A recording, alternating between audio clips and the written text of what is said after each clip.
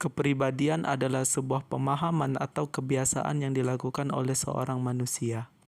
Kepribadian ini bisa kita lihat dari apa yang pernah engkau pelajari dan apa yang pernah engkau alami.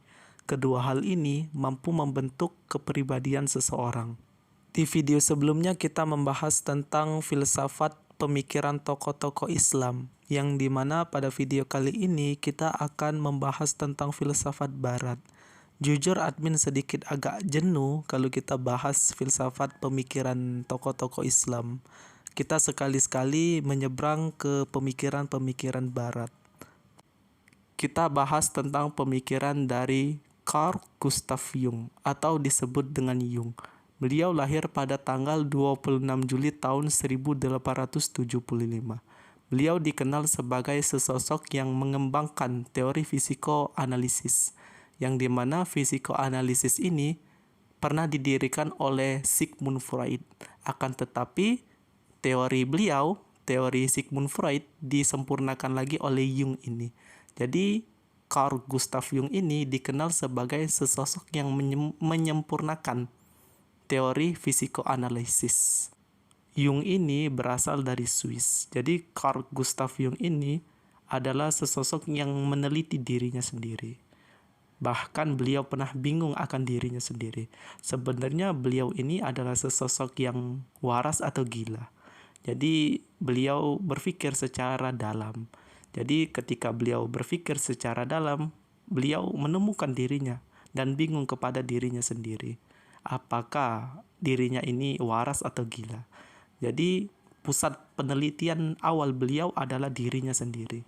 Jadi beliau mempelajari psikologi itu dari mulai dirinya sendiri, yang mulai ia pahami. Carl Gustav Jung ini sering sekali berpikir, sehingga beliau menemukan, saking seringnya beliau berpikir, bahwasannya ia temukan dirinya tidak memiliki makna. Akan tetapi ada hal yang membuat ia berpikir kembali bahwasannya hidup ia memiliki makna, yaitu adalah keluarga. Jadi hal yang membuat ia bahagia dan membuat hidupnya bermakna adalah keluarga. Itu katanya Carl Gustav Jung. Carl Gustav Jung berpendapat bahwasannya kepribadian manusia dikendalikan oleh alam bawah sadarnya, yang dimana alam bawah sadar ini terkadang mengendalikan kepribadian seseorang. Jadi kepribadian seseorang dikendalikan oleh alam bawah sadarnya. Alam bawah sadar ini terbentuk dari yang namanya pemahaman dan yang namanya sebuah pengalaman. Dari pemahaman dan sebuah pengalaman dalam sebuah kehidupan membentuk sebuah alam bawah sadar yang menjadi sebuah kepribadian seseorang. Mungkin saja admin bisa berikan contoh bahwasannya mungkin ada seseorang yang memiliki perilaku yang buruk. Akan tetapi jika kita lihat orang yang memiliki perilaku buruk ini, kita lihat pemahamannya, kita lihat pengalamannya sebagai kehidupan, pasti ia pernah mengalami sebuah tragedi yang buruk, sehingga tragedi yang buruk ini membentuk alam bawah sadar dirinya, sehingga alam bawah sadar dirinya membentuk menjadi sebuah kepribadian yang buruk.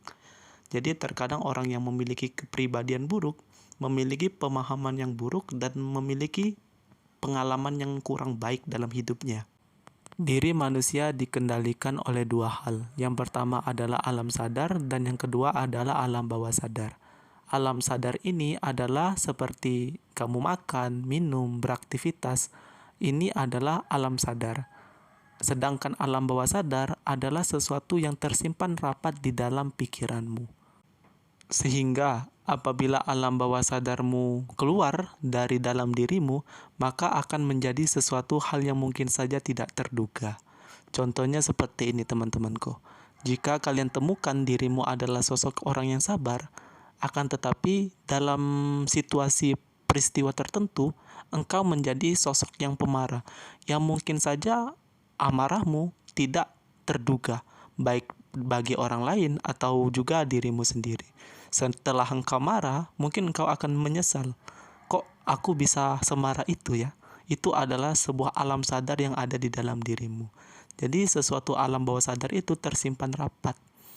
Akan tetapi dengan peristiwa tertentu mereka akan keluar, sehingga jika mereka keluar mungkin saja akan menjadikan dampak yang tidak baik bagi dirimu. Alam bawah sadar ini terkadang mengganggu kehidupan dirimu jika alam bawah sadarmu memiliki sesuatu hal yang buruk. Seperti katakan jika engkau di dalam kamar sendirian dan engkau temukan dirimu menangis sendiri karena hayalanmu yang mungkin saja tidak pernah terjadi di dalam dirimu. Artinya apa? Alam bawah sadar yang ada di dalam dirimu tidak mampu mengendalikan alam sadar dirimu, sehingga engkau tidak mampu menerima yang namanya sebuah realitas. Ini biasanya teman-teman yang muda ini terkadang ngayal mungkin tentang mantan tiba-tiba nangis sendiri, padahal hayalannya itu tidak ada di dalam kenyataan.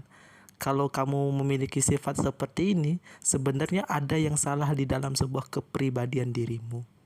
Untuk membentuk alam bawah sadar yang baik, pentingnya yang namanya sebuah lingkungan yang baik.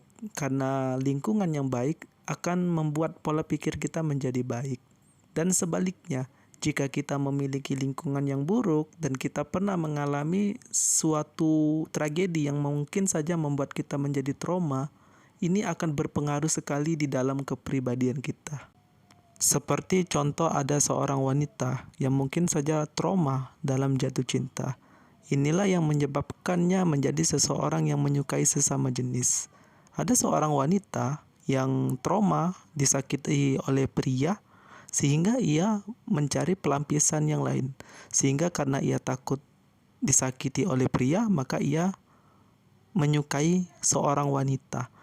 Jadi ia menyukai sesama jenis. Ini adalah salah satu contoh seseorang yang trauma akan sebuah tragedi yang dimana berpengaruh dari dalam sebuah fisikis atau kepribadiannya. Setelah memiliki lingkungan yang baik, pentingnya yang namanya sebuah pemahaman.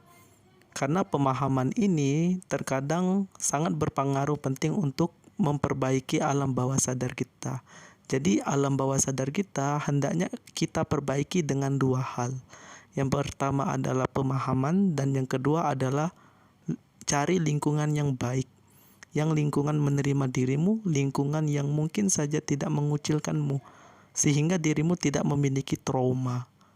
Mungkin sampai sini saja penjelasan admin di video kali ini. Lebih dan kurang admin mohon maaf. Kepoin terus channel admin karena masih banyak sekali tentang ilmu filsafat yang ingin admin bagi kepada teman-temanku sekalian.